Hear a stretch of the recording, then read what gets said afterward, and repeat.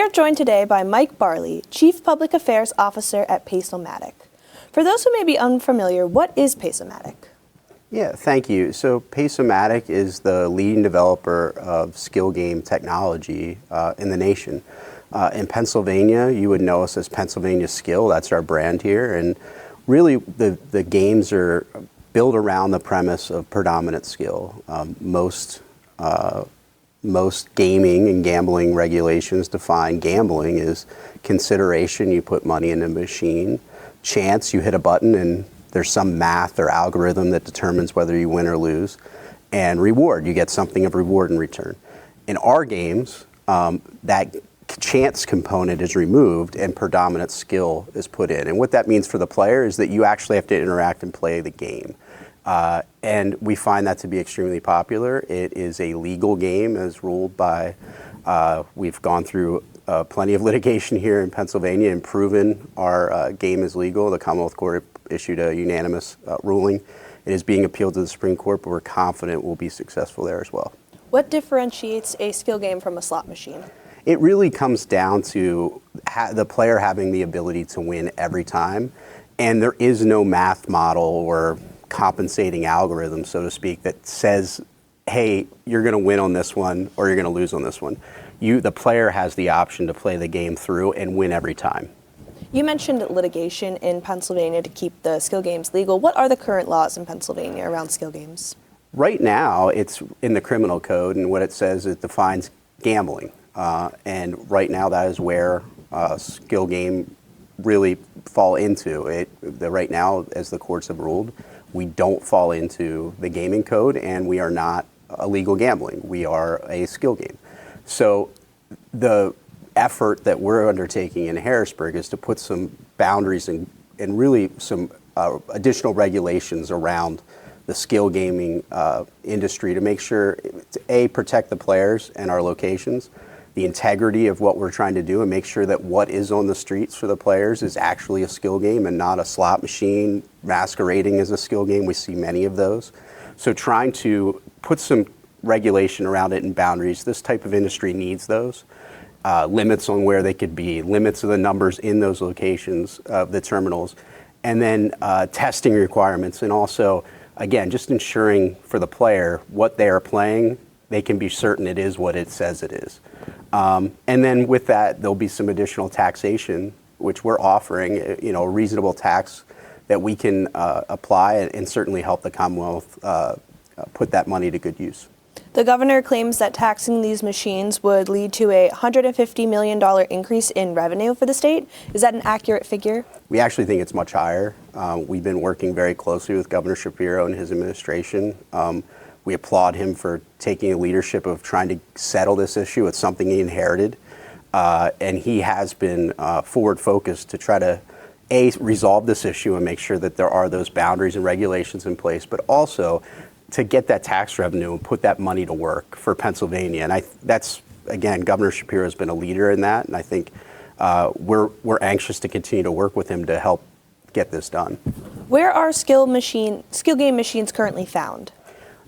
Look, they're unfortunately without regulation. They're found places probably they shouldn't be in something that we're working on. But for us, they're in bars, restaurants, and then social clubs like your VFWs, American Legions, and then also in convenience stores where they sell age-restricted products.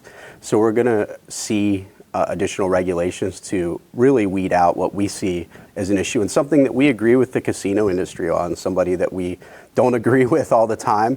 But these game rooms that have popped up in strip malls where they literally are slot machines and there's 30 to 50 of them, those things need to be really need to have regulations so that we can eliminate those and make sure that those are competition. For us, we see our games as supplemental revenue, so a couple terminals in a bar or restaurant to provide some additional revenue to that business. It already has an existing business that isn't in just the gaming sector. So we want to see that type of regulation put in place to put those types of establishments out of business. What impact would regulating skill game machines have on the businesses where they are currently located? Look, I think what you're going to see is, I think for many who are doing it the way that we've worked with them, it's not going to be much of a change outside of the additional taxation. And look, we're looking for reasonable taxation. You bring up a great point. I think when you look at gaming in Pennsylvania, and oftentimes in the capital, there's this think it's tough sometimes to, and I've fallen this for myself throughout my career. It's tough. You think what works in the building, you try to grab the round peg and stick it in the round hole. It's got to be like what we did before. This one's a little different. We have a legal product that's been out operating. You're not able to just, you're trying to grab really the locomotive and by the caboose here and pull it back. So what you really need to do is work to get regulations to catch up to the industry. And I think if you set a tax rate that's too high, what you're going to see is people will not participate and or will, unfortunately, probably participate in illegal ways.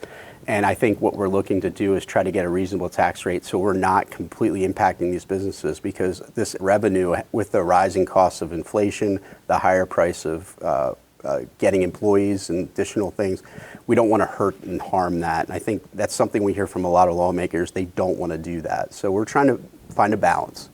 If skill games are regulated in Pennsylvania, where would that revenue that they bring in, what would that be used for? So from our perspective, we lead that to the great people in the legislature and certainly the governor's office.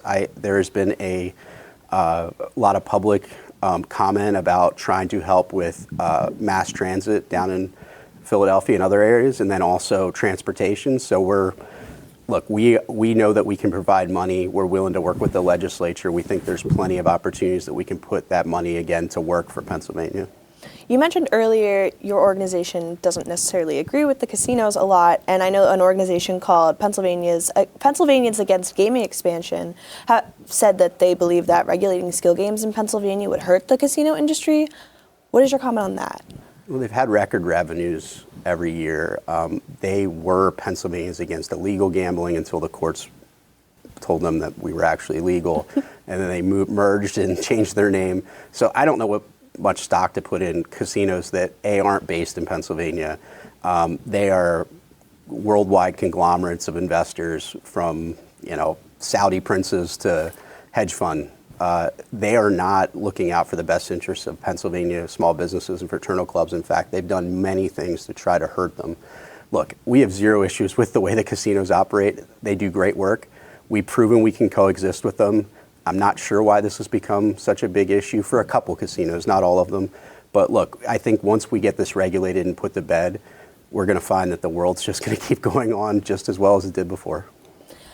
What impact would a regulation on skill games have on the number of machines in the state?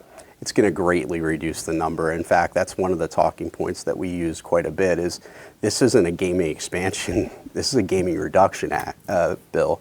What you're going to see is a number of terminals, illegal terminals that are out there masquerading as skill games. They're going to be taken out. Plus, where you see maybe 8-10 terminals in a location, that's going to be reduced greatly. So you're going to see, I think it's easy to say there's over 100,000 terminals in the state right now.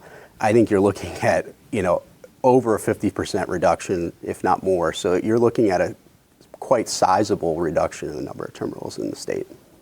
We've been speaking with Mike Barley, Chief Public Affairs Officer at Pace-O-Matic. Thank you for your time. Thank you.